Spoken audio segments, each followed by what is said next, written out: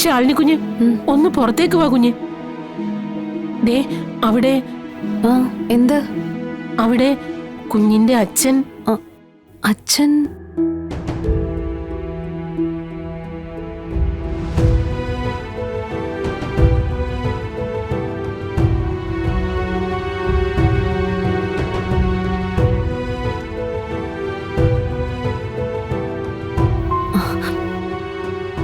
അച്ഛോ മോളെ, അയ്യോടാ.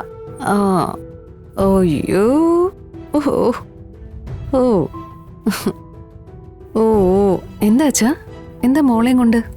ശ്യാമ ഒരു തരത്തിലും മോളെ അവിടെ നിർത്താൻ സമ്മതിക്കുന്നില്ല. സമ്മതിക്കുന്നില്ലെന്നോ? അതിന് മോളെ അവിടെ നിർത്താൻ അവളുടെ സമ്മതം എന്തിനാ? അവിടുത്തെ കാര്യങ്ങൾ ഇപ്പൊ തീരുമാനിക്കാനുള്ള അധികാരവും അവകാശവും അച്ഛനല്ലേ. മോളെ എവിടേക്ക് മാറ്റണ്ട. അവള് അവിടെ തന്നെ വളരേണ്ട കുട്ടിയല്ലേ. പക്ഷേ അതിലൊരു പ്രശ്നമുണ്ട് മോളെ. നമ്മളൊക്കെ ആഗ്രഹിക്കുന്നത് എന്താ? ഈ കുഞ്ഞ് ജീവനോടെ ഈ ഭൂമിയിൽ ഉണ്ടാവണമെന്നല്ലേ. ശ്യാമയുടെ കൂടെ നിർത്തിയാൽ അതുണ്ടാവില്ല. നിനക്കറിയോ, ഇന്നലെ രാത്രി കുഞ്ഞിനെ ശ്യാമ കൊല്ലാൻ നോക്കി. കൊല്ലാൻ നോക്ക്? ശ്യാമയോ? അതെ. നമുക്കിത് ആരോടെങ്കിലും പറയാൻ പറ്റുമോ?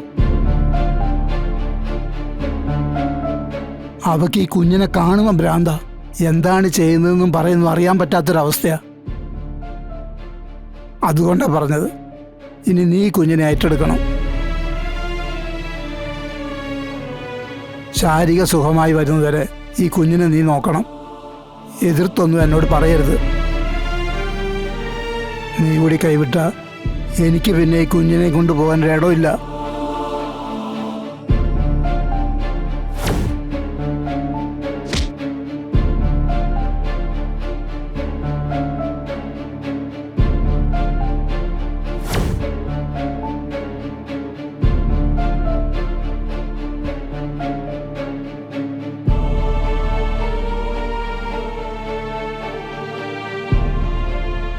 ഇതിന്റെ മുഖം കണ്ട എങ്ങനെയാച്ച ഇങ്ങനെയൊക്കെ പെരുമാറാൻ തോന്നുന്നേ?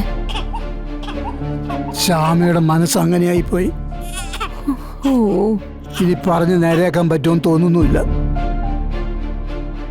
അവളുടെ മനസ്സ് നിറയെ സംശയ. അത് അവളുടെ ജീവിതം ഇല്ലാതാക്കിക്കൊണ്ടിരിക്കുകയാണെന്ന് അവൾ അറിയുന്നുമില്ല.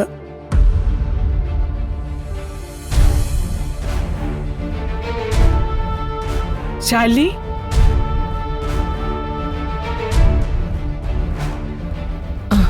ശാലിനിയുടെ അച്ഛൻ ഇതിപ്പോ വന്നു. ഞാനിപ്പോ വന്നതേ ഉള്ളൂ.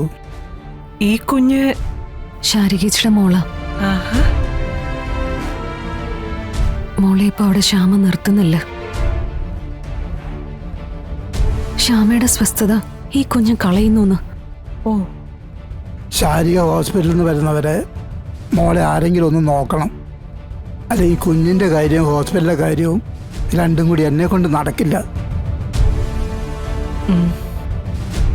ഇങ്ങനെ ഞാനൊന്ന് എടുക്കട്ടെ. വാ വാ വാ വാ വാ വാ. ഓ ഓ ഓ വാ വാ വാ വാ.